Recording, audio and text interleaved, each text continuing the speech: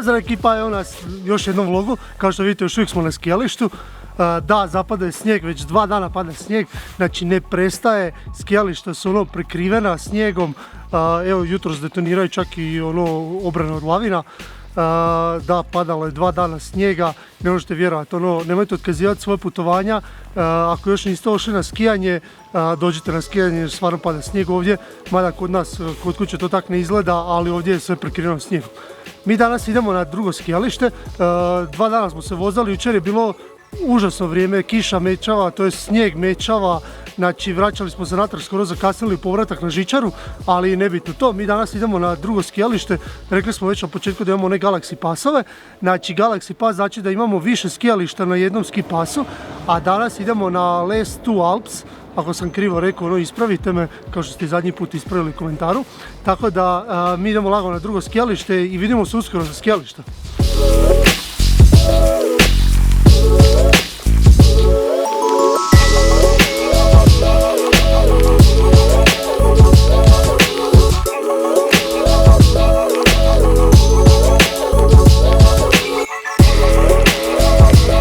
Znači ovo je upravo bilo najdužih 15 km u životu što sam se vozio. Doslovno onako vozite se po zavojima, ceste su ono poluočišćene i vozite se ono 45 minuta 15 km. Mi smo došli na skijalište Les Two Alps. Doslovno s parkirališta, kao što vidite, spuštate se ono stazom nekom malom do prve žičare. Skijalište je doslovno od našeg mjesta udaljeno 15 km i već kad imamo pas, ono Galaxy pas, zašto ne bi iskoristili. Idemo izvidjeti kakva je situacija i gdje se šta doslovno nalazi.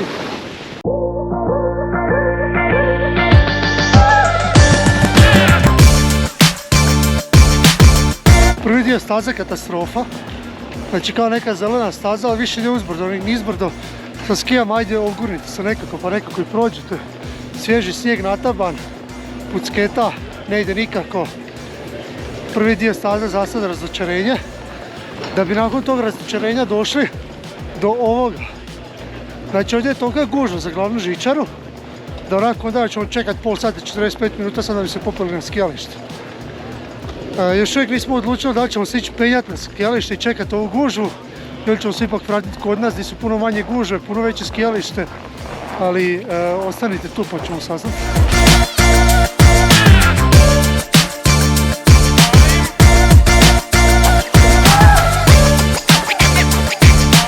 Popeli smo se prvom žičarom gore, da bi nas dočekao još jedan red.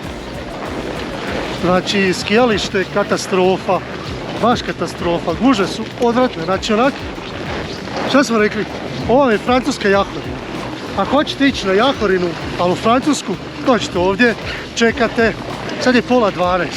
Mi smo doslovno vozili se 1,5 km, 10 minuta možda 10 minuta, na stazi koja je bila katastrofa. I sad ćemo nastaviti čekati u redu još pola sata.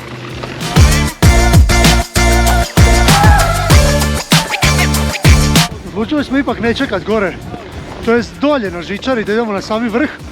Popeli smo se tu žičara na neke freeride-ove, znači piri vjetar, brutalno piri vjetar. Ne znam koliko me uopće možete čuti sad. Ja ću se prebaciti, uzet ću 360-ku pa ću probati snimiti dio ovog freeride-a dok se mi vozamo, naravno ono koliko puta padnemo, pošto je freeride, nema označene staze. Duboki je snijeg, bit će brutalica. Vidimo se!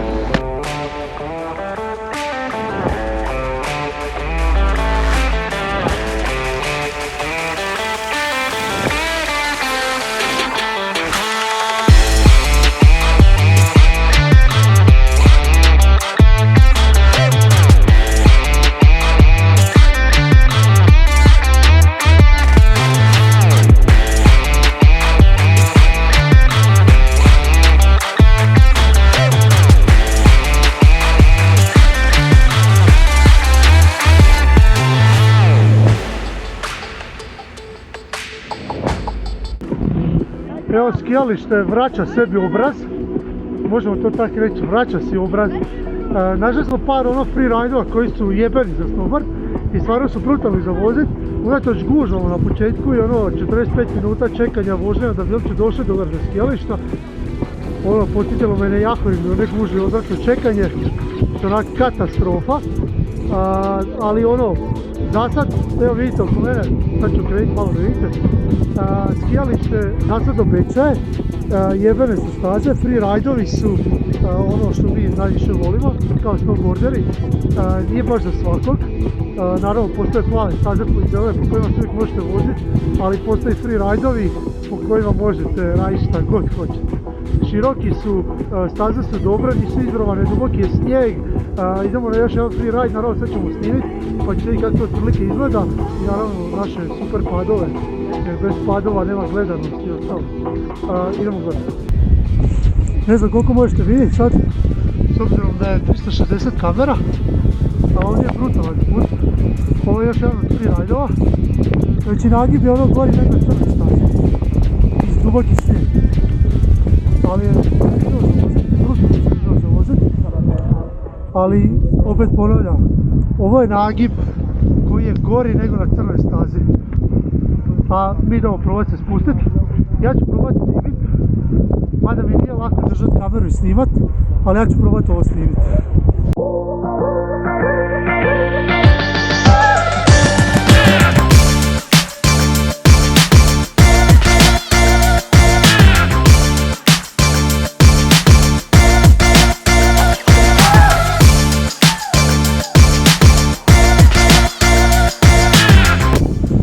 Trenutno smo na 3060 metara, samom glečeru u Alpi.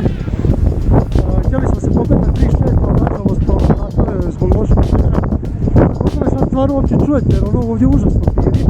Ja ću snimiti cijeli spust, pošto je praktički plava staza sa samog glečera, onak nije nešto posebno, ali eto da vidite kako izgleda.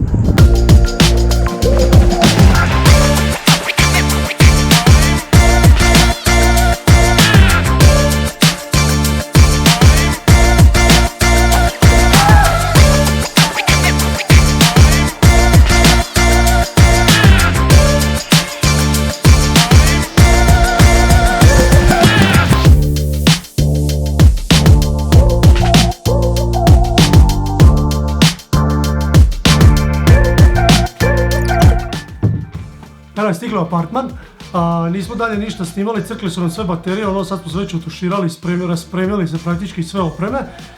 Crkle su baterije, znači zima, powerbank koji smo čak probali nešto puniti, ali bezuspješno.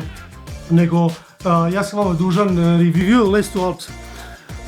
Da, ovako, s obzirom na prvobitan dojam, prvi dojam koji je bio ona katastrofa, znači gužva, užasna gužva, znači jedna jedina žičara koja vozi gore na planinu i onak, bilo mi je katastrofa. Bilo je meni, bilo je cijeloj ekipi katastrofa, jer onak jedna žičara na kojoj čekaš pola sata, 40 minuta i onda se još 15-20 minuta voziš gore, znači praktički izgubiš sat vremena, sat i 10 od samog skijanja i onda smo došli gore, prelazak u drugu žičaru, također gužva, znači mogli ste sve vidjeti, sve popratiti, baš je bilo užas. Ali kako je dan izmicao, popravilo se sve, počelo se popravljati sve. Popravilo se u smjeru toga da staze su brutalno dobre, ima puno, bar meni, za snowboard freeridova, što ja volim i obožavam. Stvarno su dobre staze sa samih vrhova, imate i plave i crvene staze, pomnete se gore na glečer, možete i plavom i crvenom stazom, što je onak super za nekog ko je početnik pa da ode na 3200 metara i spusti se praktički s 3200 metara na stazi koje se može spuštati.